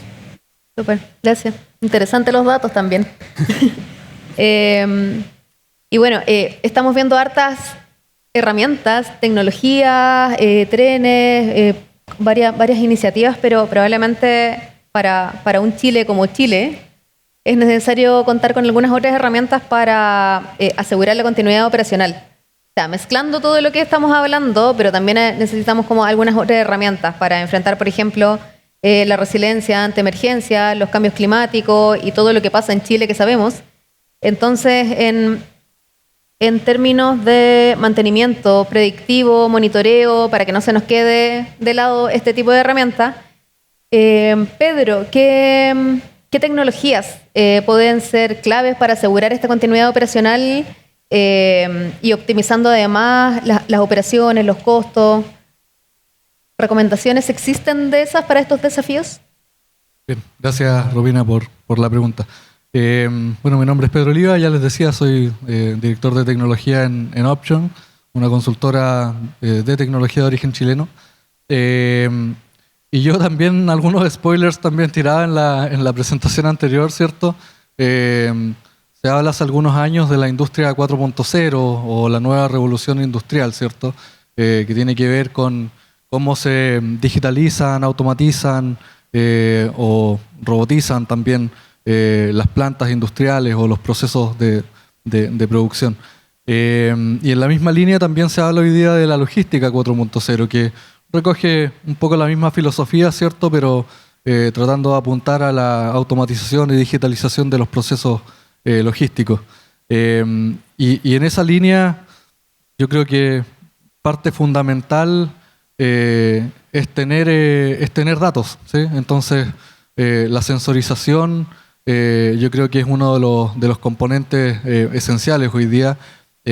Conversaba hace un rato con alguien de ASMAR y me decía, claro, el astillero tiene décadas de existencia y en muchos de sus procesos se utiliza maquinaria que es muy antigua también, donde el nivel de digitalización es muy bajo, ¿cierto? Entonces, si uno quisiera, por ejemplo, analizar comportamientos de los datos o incluso algo tan básico como monitorear, no lo puede hacer sin sensorizar, ¿cierto? Sin implementar tecnología que permita tener datos, ojalá lo más cercano a tiempo real, ¿cierto? Y sobre esa información, procesos que me permitan implementar desde el monitoreo, la gestión de los activos, ¿cierto? Hasta la anticipación a alguna posible falla o desgaste de algún componente. Y ahí muy alineado también con Jordag, respecto del uso de la inteligencia artificial generativa, que nada, se puso de moda quizás con la irrupción de ChatGPT hace un par de años, y este año también hubo una aceleración respecto de los avances en esta materia. Y este año, en los pilotos que les comentaba, en muchos de ellos se nos pidió también generar herramientas que permitieran apoyar o hacerle más fácil la vida al operador, al operador de máquina, al operador logístico, ¿cierto? Hoy día un área de mantenimiento industrial, ¿cierto? Maneja mucha información, tienen que procesar manuales gigantes de los fabricantes, ¿cierto? En muchos casos, manuales que ni siquiera están en un idioma familiar, ¿cierto? Para quienes tienen que abordar estas tareas, y mediante la inteligencia artificial generativa es posible hoy día centralizar toda esta documentación, toda esta información, más toda la historia, ¿cierto? de las fallas de los componentes, del historial de recambio de las piezas, ¿cierto? Etcétera, para que un operador en lenguaje humano pueda chatear con un agente virtual, ¿cierto? Y preguntarle bajo cierto contexto, qué tipo de parámetros o variables pudiera configurar, ¿cierto? Y la inteligencia artificial generativa es capaz de hacer una síntesis de todos los manuales con la cual fue alimentada, ¿cierto? Y decirte de manera precisa cuáles son aquellos parámetros con los cuales pudieras configurar el componente o la máquina, y indicándote también, ¿cierto?, la fuente, el número de páginas, si es que quisieras ir a validar la información y aumentar también la confiabilidad en el uso de la herramienta y la tecnología. Así que yo creo que esos son como las principales herramientas y tecnologías que hoy día se están empezando a utilizar y a masificar, no solamente en el área logística, ¿cierto?, y portuaria, sino que en todas las industrias, incluso en áreas tan comunes como, no sé, un área de recursos humanos dentro de una organización, por ejemplo. ¿Sí? Entonces son casos de uso muy transversal, digamos. ¿Sí? Bien, vamos a ir por otra vuelta de rondas, así que ánimo para todos. Le voy a pedir así una respuesta un poquito más cortita, así para que después podamos hacer un cierre con todos. Así es que vamos a pasar a otro tema que también está como muy fuerte cayendo, y es verdad, es porque la sostenibilidad es un tema que está siendo crítico, está siendo exigente y está en los puertos sobre todo también generando necesidades. Y hay presión sobre las operaciones portuarias individuales y en cadena también para reducir huellas de carbono, usar energías limpias, infraestructura más verde, transporte limpio también. Entonces, veamos, con Alexis nuevamente, ¿cómo ven las navieras, o bueno, Maersk en particular, la evolución de los puertos en Chile respecto de la sostenibilidad que van implementando? ¿Y qué beneficios puede traer el ir adaptando un puerto a ser un puerto verde? ¿Cómo lo ven los clientes, por ejemplo? Interesante, porque vamos a darle un poco la vuelta a la pregunta, y es realmente qué no hacemos, qué nos pasaría si no nos adaptamos al momento oportuno. Y uno de los puntos o resultados críticos va a ser el costo logístico que se va a tener a nivel global. Generalmente los productos que se exportan tienen un destino donde ya son mercados regulados. Y principalmente hablando de este aspecto, tenemos que incluir algunas cifras. Y la primera es que hablando de como integrador logístico, porque esto es importante y lo aclaro, Maersk no solamente es una naviera, somos integradores logísticos, final a final.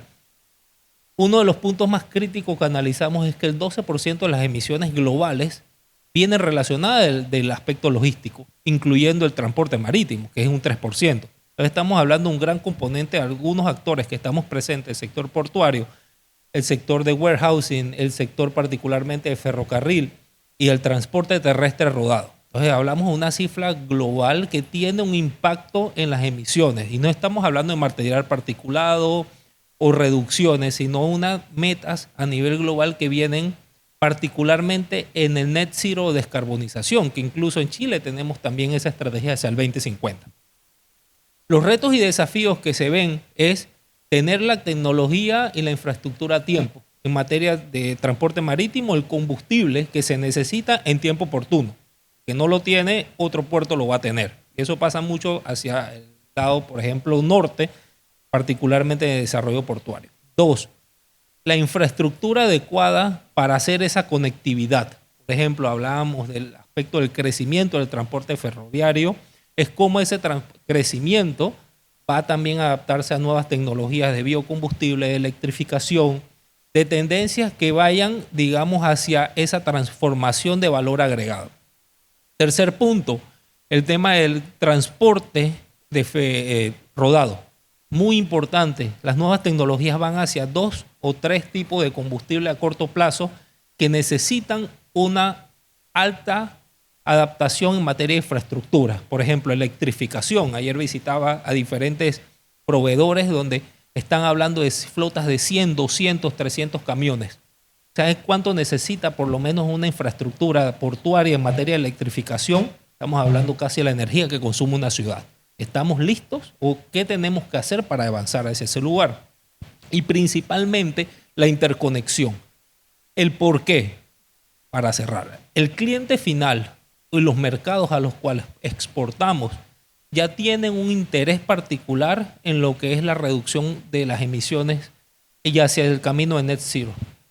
Que en este momento haya un dilema entre el willing to pay, o lo que le decimos el quién lo paga, en efecto, esa es una discusión financiera a nivel global. Sin embargo, existe el otro riesgo mucho más grande y es la adaptabilidad. Vemos que puertos de la región, infraestructuras de la región, están ya comenzando de cero con ese tipo de tecnologías. Y justamente cuando ya tenemos esa línea base cero del inicio, es mucho más fácil en cualquier tipo de reducción. Sin embargo, cuando ya tenemos una infraestructura hecha, sí, el costo será adicional. Pero lo que estamos viendo particularmente es esa interconexión entre todo el sector logístico para esa transformación que necesitamos. Es un reto que es costoso, sin embargo, cuando tú analizas las políticas nacionales que tiene Chile en materia de descarbonización, de huella de carbono y demás, están, digamos, complementadas con ese desarrollo. Estamos a las órdenes, muchas de las navieras y integradores logísticos para participar en esto. Creo que es uno de los retos más importantes que tenemos porque al final va a pasar de esa reducción normal que conocíamos hace varios años hacia un net zero. O sea, es un cambio, un shift directo que pasó en el tema de azufre, por ejemplo, cuando era 3.5 a 0.5 de azufre en el combustible marino. Fue un cambio fuerte.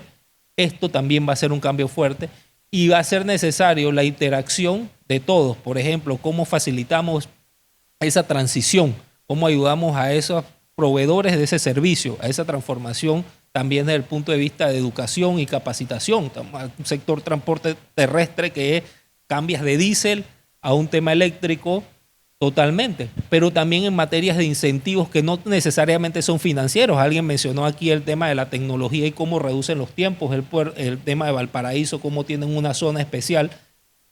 Esa diferenciación, créanme, que va a ayudar mucho a la reducción del costo que tiene el transporte y la transición a la energía. Pero siempre y cuando todos trabajemos en conjunto, porque es un tema de todos para poder lograr, digamos, ese avance en materia de descarbonización y transición energética. Muy claro.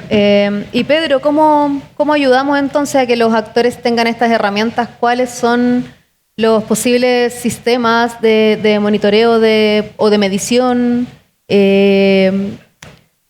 ¿Ustedes tienen como ese tipo de mapeos de cuáles podrían ser, empezando por conocer muchos de los actores de comercio exterior y bueno, de varias cadenas en realidad, se quedan un poquito atrás en implementar algunas soluciones porque no conocen cuáles existen? Entonces, ¿cuáles son como las principales que tenemos que tener a la vista respecto de la reducción de emisiones, el residuo en los puertos, por ejemplo? Sí. Yo creo que en materia de sostenibilidad, ¿cierto? Hay tres cosas que son fundamentales. Por un lado es la reducción del recurso energético, ¿cierto? Por otro lado, la reducción o la gestión de residuos y por otro lado también la prevención de incidencias que pudieran decantar en algún impacto medioambiental. Entonces, hoy día yo creería que una de las empresas que muy avanzadas están en cuanto a sensorización, implementación de tecnología, sensores, automatización, etcétera, es lo que está haciendo Rockwell Automation, ¿sí?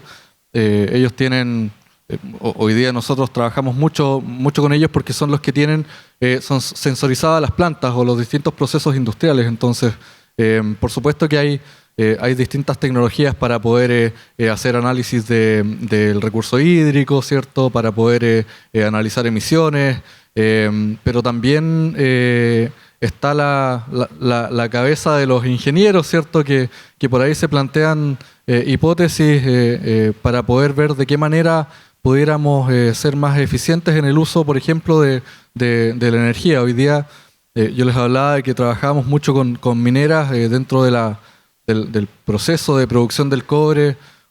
uno de los componentes principales es el molino SAC, ¿cierto? Y el molino SAC representa hoy día el 40% del desgaste energético de todo el proceso. Entonces, ¿por qué mencionaba la importancia también de que los ingenieros también le metan cabeza, ¿cierto?, a plantear distintas hipótesis? Porque en algún minuto nosotros dijimos, bueno, el molino SAC funciona a una determinada cantidad de revoluciones por minuto, ¿cierto?, constante.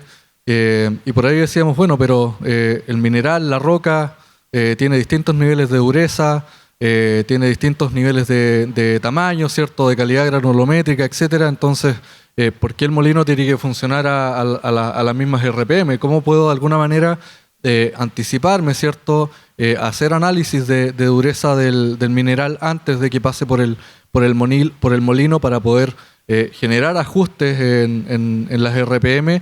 Y generar ajustes en las RPM implica que se utilizó menos energía.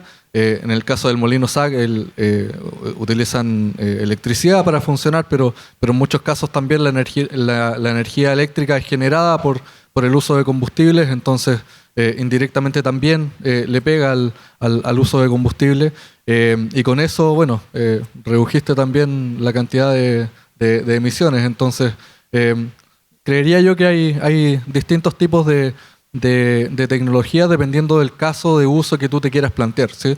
En materia de transporte marítimo, leía también hace poco un informe hecho por Orca AI, y Orca decía, bueno, con algo tan simple como prevenir maniobras o desviaciones innecesarias, ¿cierto?, dentro del curso marítimo que tiene que tener la embarcación, ya logré reducir la cantidad de combustible y con eso también las emisiones, ¿sí? Entonces, yo creo que para cada caso de uso que quieras explorar hay distintas tecnologías también disponibles hoy día en el mercado. Gracias. Y esto es como, bueno, estas eran herramientas más bien que puedes ir incorporando al equipamiento, a la infraestructura, ¿verdad? Respecto a la tecnología que está usando Puerto Valparaíso, sabemos que está avanzando en la aplicación de la inteligencia artificial, un poco de automatización, está viendo predicción también con esta información que va saliendo de acá. Entonces, ¿se han visto beneficios sostenibles, de sostenibilidad a través de la aplicación de tecnología? Y si no, ¿por qué no? ¿Cuál sería el desafío entonces para hacerlo más visible en ese sentido? Sí. Bien, refiriéndonos a este segmento de la sostenibilidad que tiene que ver con su componente ambiental, porque yo creo que también hay otros elementos de los sistemas portuarios en los cuales debemos mirar la sostenibilidad en forma más amplia que me voy a referir. Pero básicamente en términos de tecnología yo daría dos ejemplos muy importantes.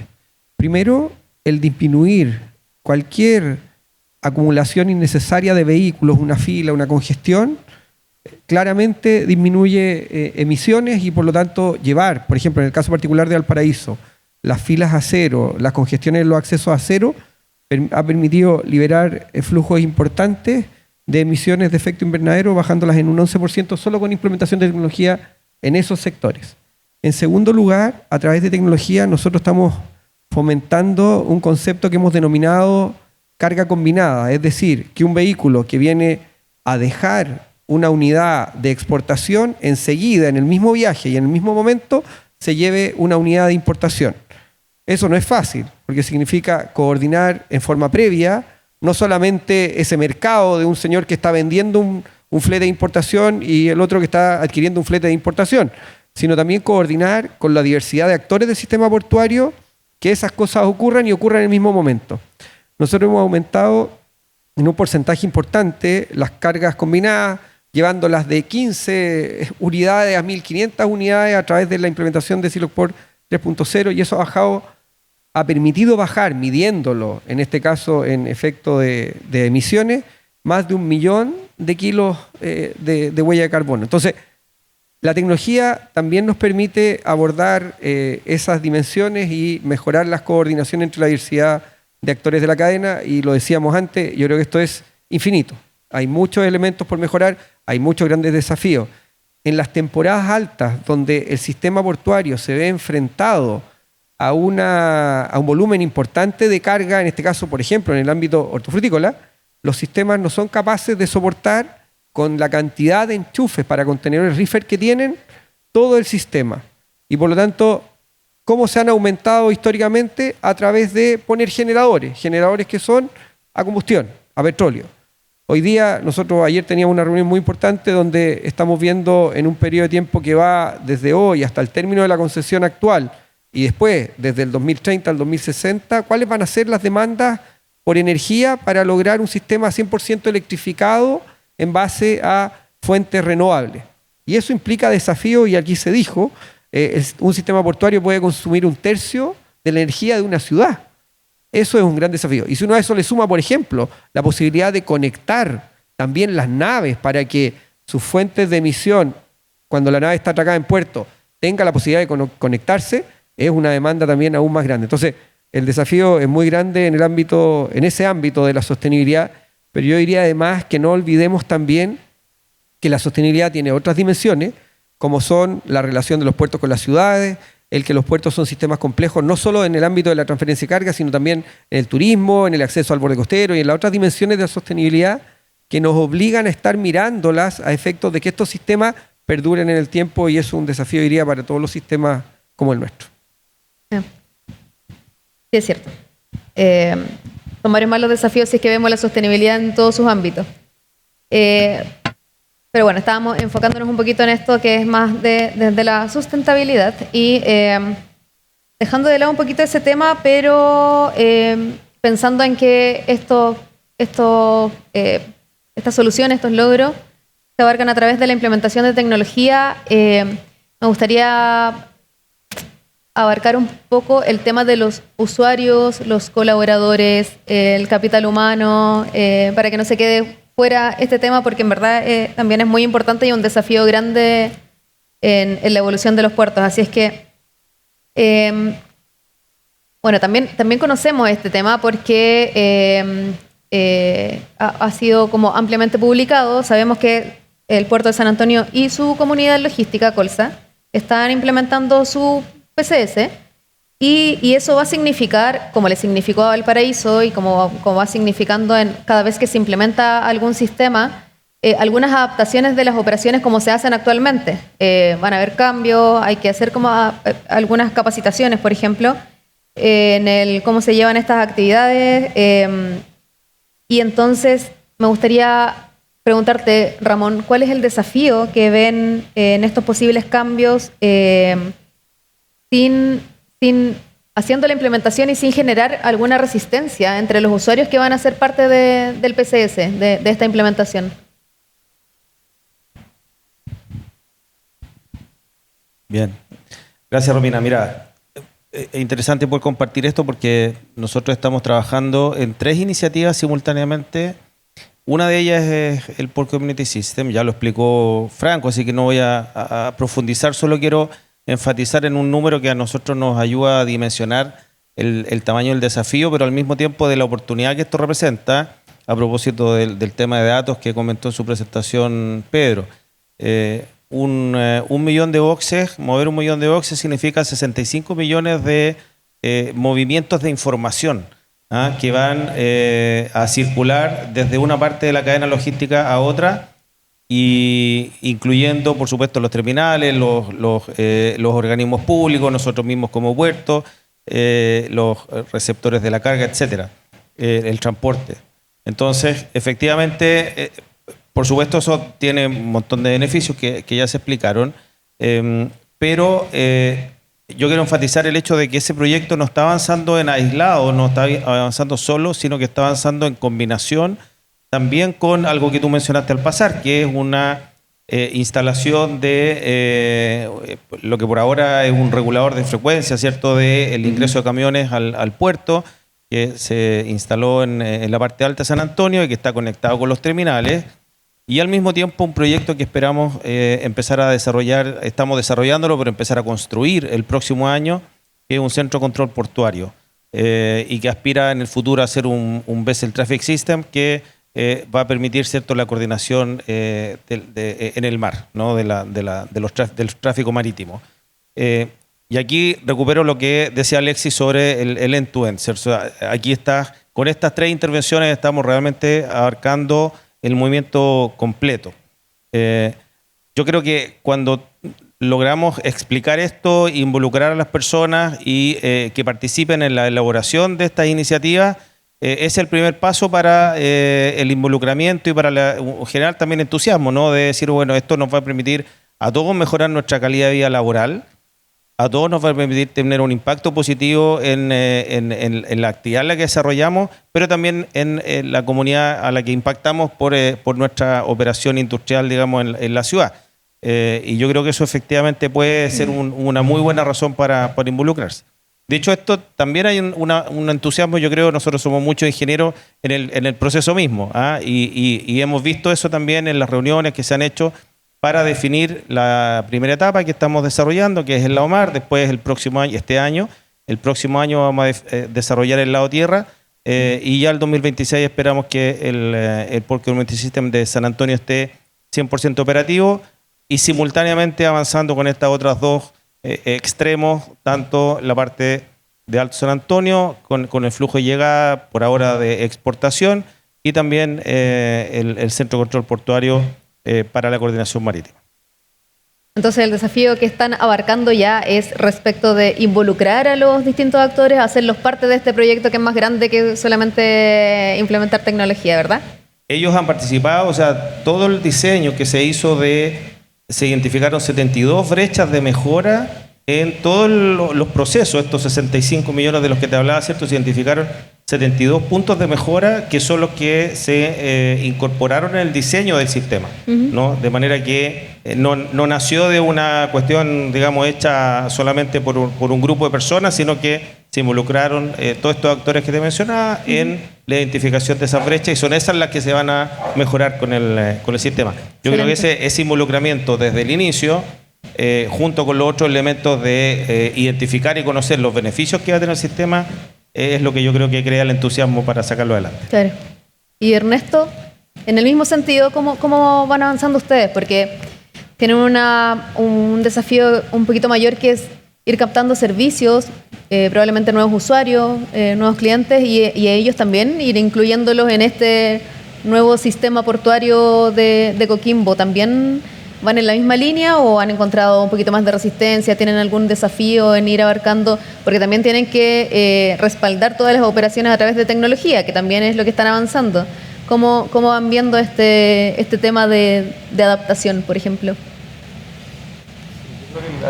La línea es básicamente la misma, en el sentido de que cualquier diseño que uno haga, porque aquí la tecnología es un medio finalmente para lograr un fin, y eso está a su vez destinado a resolver o mejorar la situación de personas.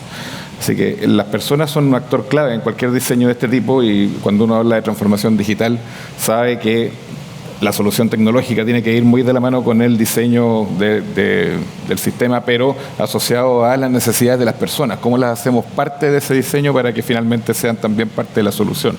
Y ahí cuando uno habla de este problema de la resistencia al cambio, es curioso porque si hay algo que es incesante es el cambio. Entonces, en rigor no deberíamos tenerle miedo, pero finalmente ocurre.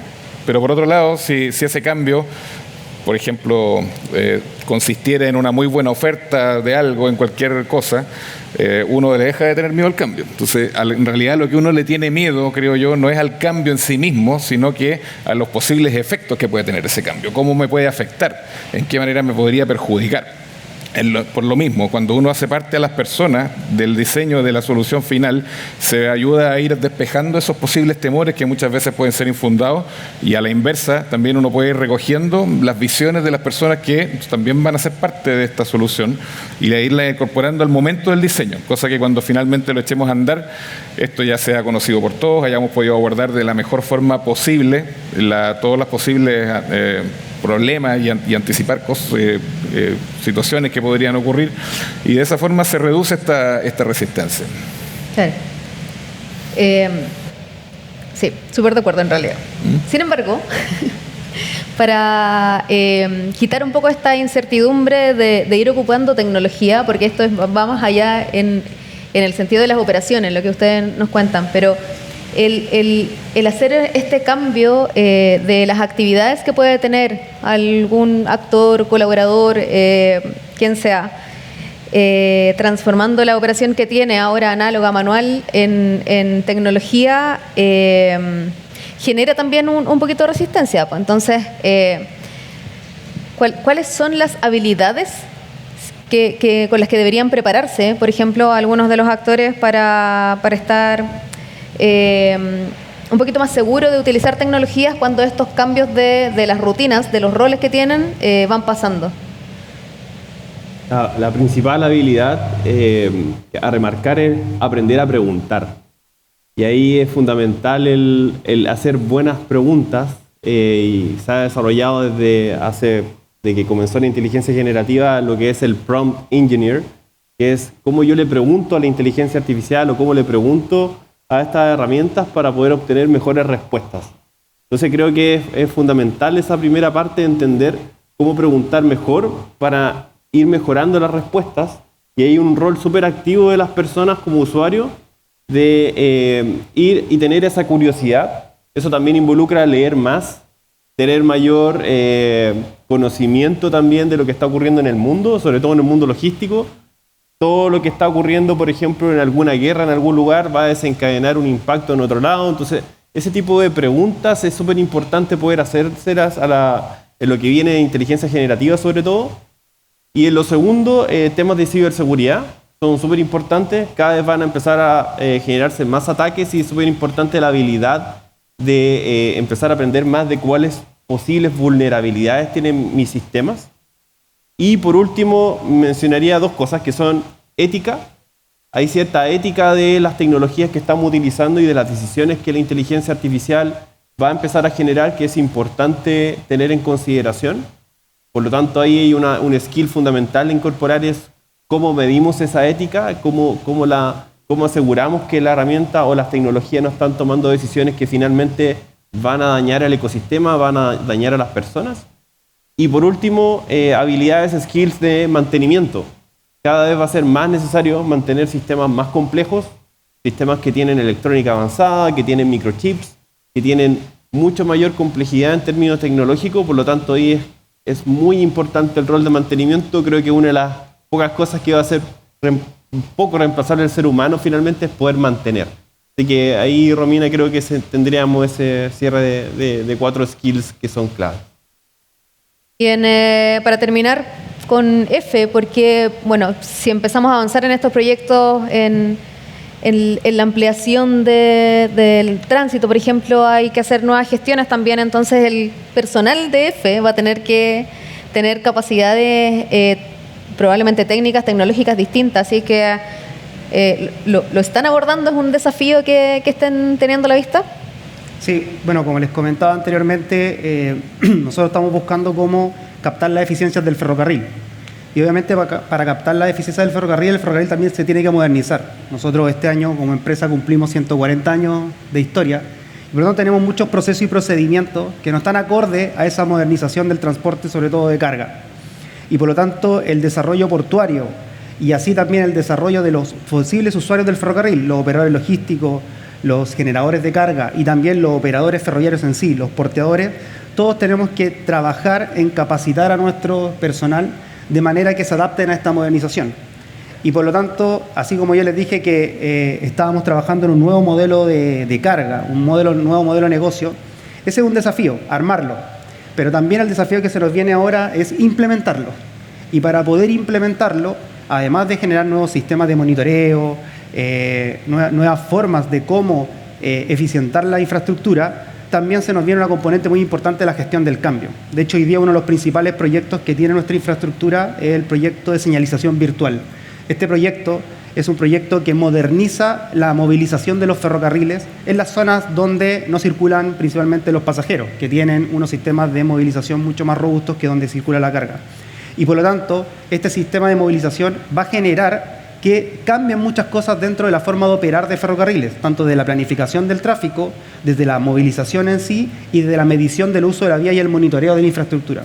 Por lo tanto, todo esto genera cambios de procedimiento y proceso dentro de la empresa. Y de hecho, la empresa ya lanzó un proceso de gestión del cambio que implica tanto a la matriz como a las filiales, de manera que todos nos vayamos involucrando, tanto a nivel ejecutivo como a nivel operativo, en estos cambios que se requieren. El ferrocarril tiene que ir adaptándose a esta modernización, si no va a seguir quedando atrás. Por lo tanto, si queremos aumentar la participación del tren, es clave también que nuestro personal y toda la empresa se suba arriba del carro de la modernización.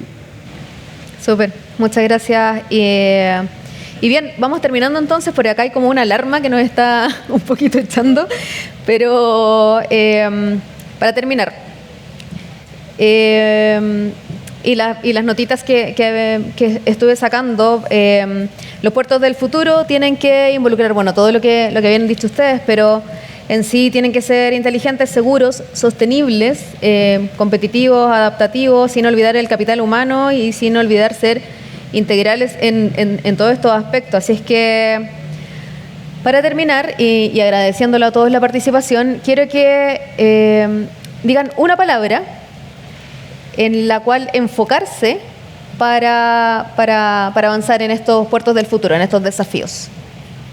Empezamos por allá. Una palabra. Digitalización. Eficiencia. Aprender a preguntar. Franco.